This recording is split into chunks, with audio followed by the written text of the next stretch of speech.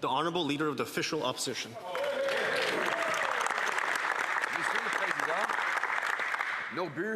Mr. Speaker, our goal as the official opposition and future government is to boost Canadians' purchasing power by making the cost of food and housing more affordable, by putting criminals behind bars, the criminals that the Liberals have released, by making our borders safer and strengthening our immigration system, and by turning our country into an economically independent country. Affordable food at home, safer streets by locking up the criminals that Liberals turned loose, secure borders by fixing the broken Liberal immigration system, and a self-reliant Canada by unlocking the power of our resources, industry, and entrepreneurs. But first among all these is that we must be able to feed our people.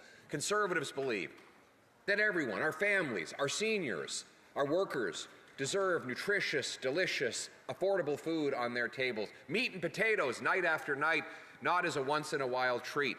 They shouldn't feel stress and anxiety as they walk down grocery aisles. In fact, they should be looking at the items that they can't wait to bring home and transform into the next delicious family meal, rather than looking at the price tag and wondering whether it will empty their bank accounts. They should have full fridges, full stomachs, and full bank accounts all at the same time. That used to be what we took for granted in Canada. But after 10 years of Liberal inflation, the cost of food is up over 40%. In fact, since this particular Prime Minister took office, promising that he could be judged by the price of food, food prices have been rising 50% faster in Canada than in the United States. The Daily Bread Food Bank says this year, Toronto alone will have 4 million visits to the food bank. That's double what it was 2 years ago, meaning worse than it was under Justin Trudeau. The average family of four is expected to spend almost $17,000 on food this year. That's up well over $800 over the previous year. This at a time when wages are flat and joblessness is skyrocketing. 100,000 more people lost their jobs this summer under this Prime Minister's high-tax, low-growth policy, which has given us the slowest growth in the fastest shrinking economy in the G7, far worse than I stated it. And meanwhile, those jobless people are walking down grocery aisles seeing that beef is up 33%, canned soup 26%, grapes 24%, roasted and ground coffee 22%, beef stewing cuts up 22%. Food costs should be dropping in this country, Mr. Speaker, because the amount of fertilizer, fuel, water, and labor that goes into producing food has dropped dramatically. The average dairy cow can produce 4 times as much milk as 50 years ago, and the average acre can produce 4 times as much corn. So all of the costs of producing food are dropping, but the price of buying food is going up. What explains the difference? Well, part of that you'll have to wait for the member from Chatham-Kent Leamington, with whom I will be splitting my time, a very esteemed colleague. But part of it, I guarantee he will tell you, part of it is the cost of government, which again is the biggest cost contributor, and it has been rising under this Liberal government. This Prime Minister has 3 main grocery taxes, all of which he has been raising. First, the industrial carbon tax on fertilizer and on farm equipment. That tax increases the cost right up through the food chain, a tax that this Prime Minister intends to more than triple if, God forbid, he stays in power until 2023. Then there's the fuel standard tax. This is a 17-cent a litre tax that the government is imposing that will apply on diesel and on gasoline, replacing the carbon tax fuel charge that was in place up until I forced the government to remove it just a few months ago. But I warned that this government would simply bring in a new carbon tax if given the chance, and that is exactly what they are doing. That will, of course, raise the cost. This one is worse, though, because unlike the previous fuel charge, which exempted tractors, combines, and other on-farm use, this will apply. This will apply on the fuel that goes right into the combine, the seeder, the planter, the tractor, on the farm gate. So it will be even worse for food prices than the previous tax. And then there's the inflation tax itself, the most immoral, destructive tax there is, the sneakiest tax. And the inflation tax happens when the government prints money to pay its bills, ultimately bidding up the cost of everything Canadians buy. If you have an economy with 10 loaves of bread and $10, it's $1 a loaf. If you double the number of dollars to 20, but you still only have 10 loaves of bread, well, each bread purchase goes up by 100%. It doubles in price. And that is what we call the inflation tax. This Prime Minister is familiar with it because, of course, he caused the inflation and housing crisis in Great Britain, where he was a disastrous and now totally despised Bank of England governor. He will hopefully be apologizing to the British people for the economic hell he left behind in that role, but instead he's bringing that hell here to Canada. Today we learned that this Prime Minister is even more expensive than Justin Trudeau. Who would have thought it possible? The deficit for this year will be, according to the Parliamentary Budget Officer, 2/3 higher than the one that Trudeau left behind. Over the next 5 years, the deficit will add up to $314 billion, more than double the deficits that Trudeau was expected to add over that period of time. In other words, he is borrowing at twice the rate of Justin Trudeau, more expensive, and of course much of that money will be printed.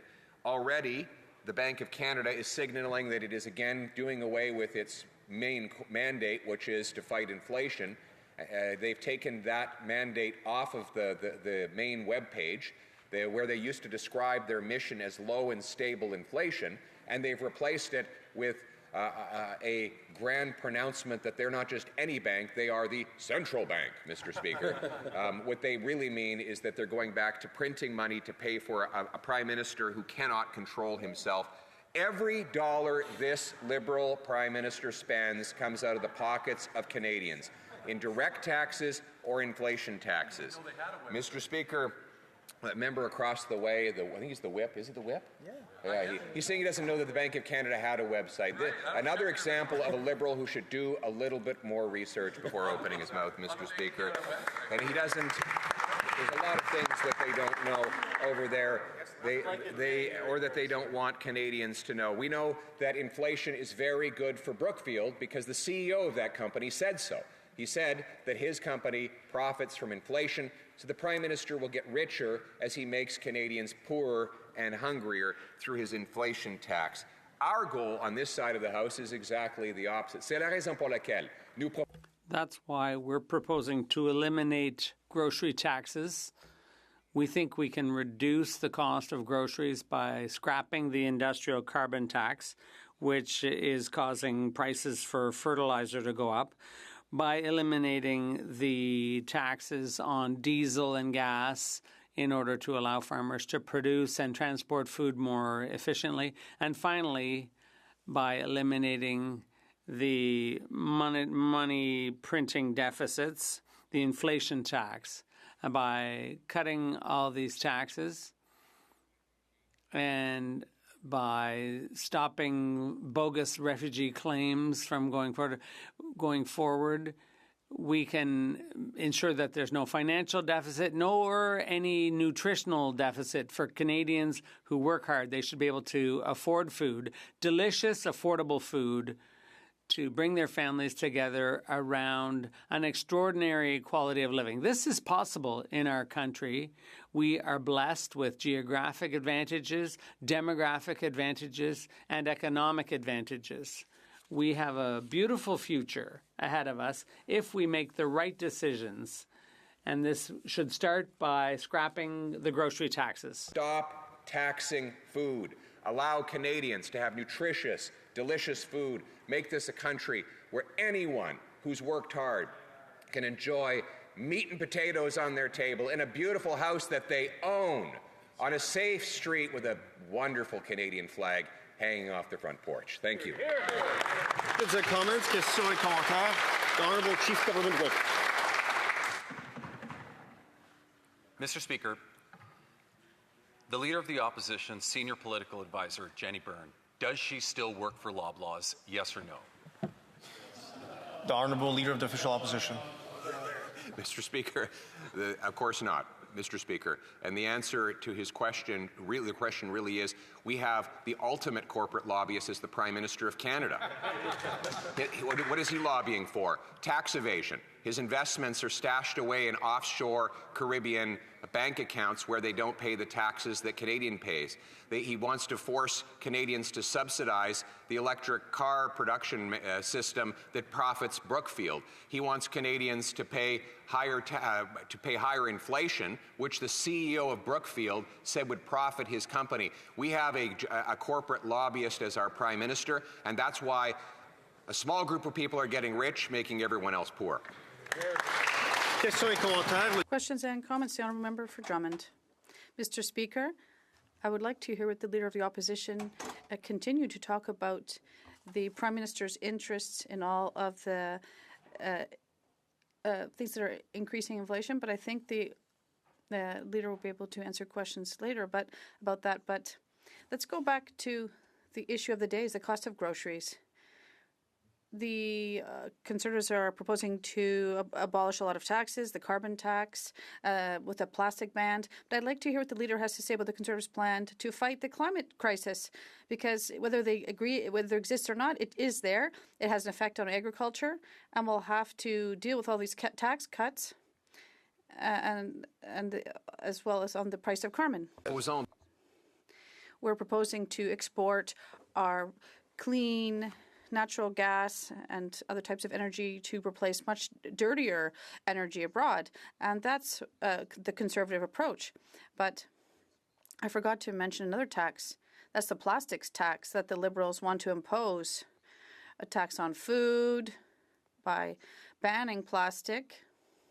And this will make food go bad quicker. And it will also make grocery prices skyrocket. So we want to eliminate that tax as well, to preserve food longer, and also to increase the number of jobs in the chemicals sector here in Canada. It's a big industry Canada-wide.